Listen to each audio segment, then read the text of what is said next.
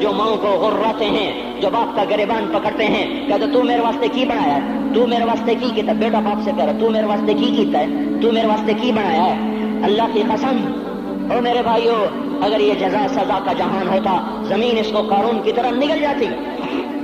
یہ بھی تو اس ملک کو ڈبو گئے, انہوں نے بھی تو پھٹے توڑ دیے.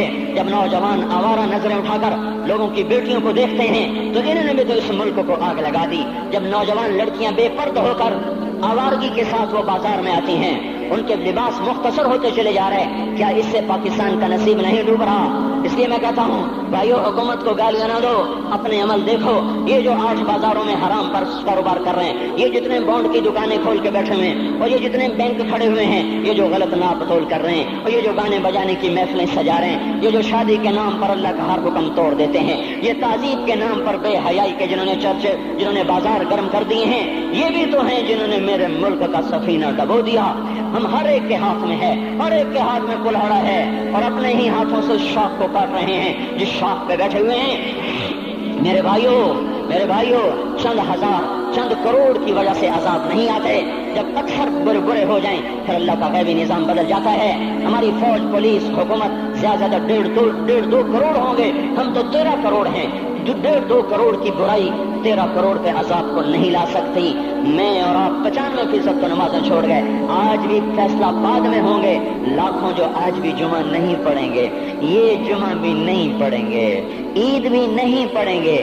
لاکھوں اسی میں ہوں گے جنہوں نے ایک روزہ نہیں رکھا ہوگا, جنہوں نے ایک نماز نہیں پڑھی ہوگی. کیا یہ نہیں ہے میرے سفینے اور آپ کے سفینے میں سوراخ کرنے والے؟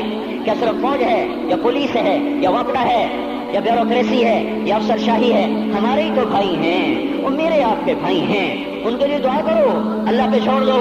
جانتے نہیں وہ سب سے شدید عذاب ظالم حکمران کو ہوگا. حضرت حسن بصری فرماتے ہیں اگر تمہارا دشمن اللہ کا نافرمان ہے تو بدلہ لینے کی نیت چھوڑ دو, اللہ خود ہی کفیل بن جائے گا. تو میرے بھائیوں, اس وقت اللہ کا عرش آ چکا ہے, وہ توبہ کی طلب کر رہا ہے. تو آؤ, یہ مبارک مہینہ ہے, ہم توبہ کریں. اس رحمت کے مہینے میں وہ کوئی ماں باپ کا نافرمان ہے تو آج جا کے پاؤں پکڑ لے, اف بھی نہ کرو, لا تقل لہما اف, ان کیا کہ اف بھی نہ کرو. اف ہماری زبان میں جو ہم کہتے ہیں نا, کہیے اف بھی نہ کرو. عبداللہ بن عمر حرم شریف میں ہیں, ایک بدو نے ماں کو طواف کرایا, کندھے پہ بٹھا کے کرایا, تھک گیا. پھر آ کر حضرت عبداللہ بن عمر سے کہنے لگا, حضرت میں نے اپنی ماں کا حق ادا کر دیا, طواف کرایا, ماں کا حق ادا ہو گیا. تو حضرت عبداللہ بن عمر نے فرمایا, تیری ماں نے تجھے پالتے ہوئے جو ایک لمبا سانس لیا تھا, تو نے ابھی ایک سانس کا حق بھی ادا نہیں کیا, ابھی ایک سانس کا بھی حق ادا نہیں ہوا. امام بخاری نے واقعہ نقل کیا ہے ادب المفرد میں, ایک آدمی قبر سے نکلتا, عصر کے بعد اس کا چہرہ گدھے کی طرح ہوتا, 3 دفعہ گدھے کی آواز نکالتا, پھر قبر میں غائب ہو جاتا. تو جو اس حدیث کے راوی ہیں, اس واقعے کے راوی ہیں, کہتے یہ کیا چکر ہے؟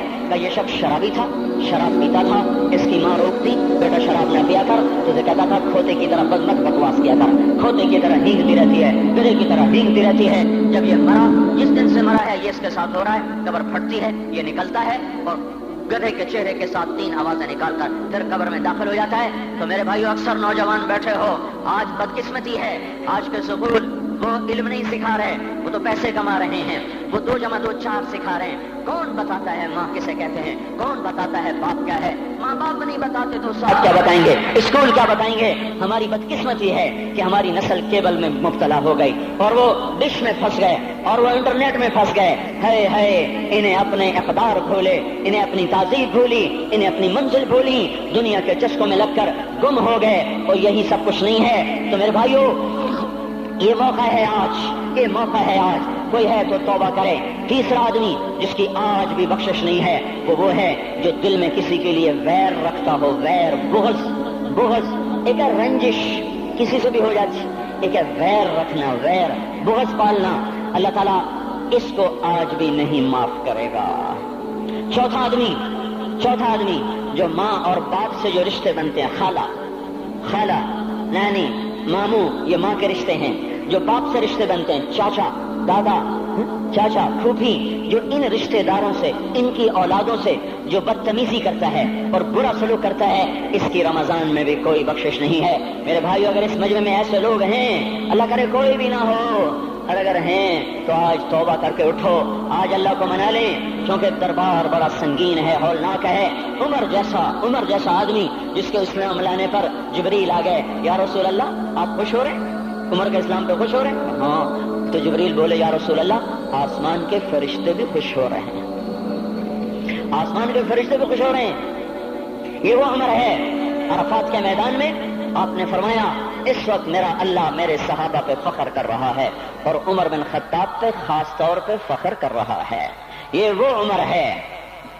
آپ نے فرمایا میرے بعد کوئی نبی ہوتا تو عمر ہوتا۔ یہ وہ عمر ہے۔ آپ نے فرمایا میرے دو وزیر زمین میں، دو آسمان میں، ابو بکر عمر میرے زمین کے وزیر، جبرائیل میکائیل میرے آسمان کے وزیر۔ اور ایک دفعہ مسجد میں داخل ہوئے، آپ کے دائیں طرف ابو بکر تھے، بائیں طرف عمر تھے، تو آپ نے فرمایا جب قیامت کا دن ہوگا تو اس طرح ہم قبروں سے اٹھیں گے، میرے دائیں طرف سے ابو بکر اٹھے گا، میرے بائیں طرف سے عمر اٹھے گا۔ یہ وہ عمر ہے۔ 22 لاکھ مربع میل میں اسلام پھیلایا۔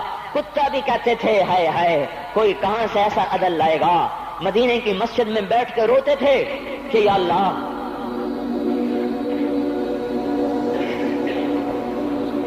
فرات کے کنارے، دجلہ کے کنارے کوئی کتا بھی پیاسا مر گیا تو پکڑ تو عمر کی ہوگی۔ یہ وہ عمر ہے۔ رات کو گشت میں نکلے اپنے غلام اسلم کو لے کر، ایک بدو بڑھیا، بچے رو رہے، ان کا بڑھیا کیا کر رہی ہے؟ یہ بچے کیوں رو رہے ہیں؟ کیا یہ بھوک سے رو رہے ہیں؟ کہانی میں کیا ہے؟ کہ کچھ بھی نہیں ہے، پانی رکھا ہوا ہے صرف، چونکہ گھر میں کچھ نہیں ہے، تو ان کو بہلا رہی ہوں کہ روتے روتے سو جائیں گے۔ پھر اس نے کہا عمر اور میرا فیصلہ اللہ کے دربار میں ہوگا۔ تو اس عمر پر کپ کپی طاری ہو، آنسو بہ پڑے، فرمانے لگے عمر کو تیرے حال کی کیا خبر؟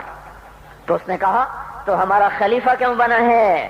اگر ہمارے حال کی خبر نہیں رکھتا تو ہمارا بادشاہ کیوں بنا ہے؟ ہمارا خلیفہ کیوں بنا ہے؟ اللہ کے ہاں گریبان پکڑوں کی عمر کا، اسی وقت بھاگے، بیت المال سے کھانا نکالا، سامان نکالا، بوری میں بھرا۔ ان کے غلام نے کہا میں اٹھاؤں؟ کہ قیامت کا بوجھ بھی میرا تو ہی اٹھائے گا۔ اپنے کندھے پہ رکھا 22 لاکھ مربع میل کا حکمران، جس کے کوڑے کے سامنے بڑے بڑے تھر تھرا جائیں، کندھے پہ بوری کو رکھا، بھاگے، پہنچے، پنیر نکالا، کچھ گندم نکالی، کچھ گھی نکالا، اس کو آگ پہ چڑھایا، لکڑی میں لکڑیاں لگائیں اور دھواں، اور اس میں پھونکے مار رہے، لکڑیاں گیلی اور وہ جلنے نہیں، دھواں اترا۔ تو ان کے غلام اسلم کہتے تھے میں دیکھ رہا تھا کہ دھواں حضرت عمر کی گھنی داڑھی میں سے یوں نکل کے آنکھوں کو چڑھ رہا، ناک کو چڑھ رہا، اور وہ اس میں پھونکتے رہے یہاں تک کہ آگ جلی۔ پھر کھانا خود تیار کیا، پھر پلیٹ میں ڈال بچوں کو دیا، پھر ان کو بیٹھ کے دیکھنے لگے۔ اسلم نے کہا چلے اٹھیں؟ کہ نہیں، ان کو روتا دیکھا ہے، ان کو ایک دفعہ ہنستا دیکھ لوں پھر اٹھوں گا۔ یہ وہ عمر ہے، یہ وہ عمر ہے۔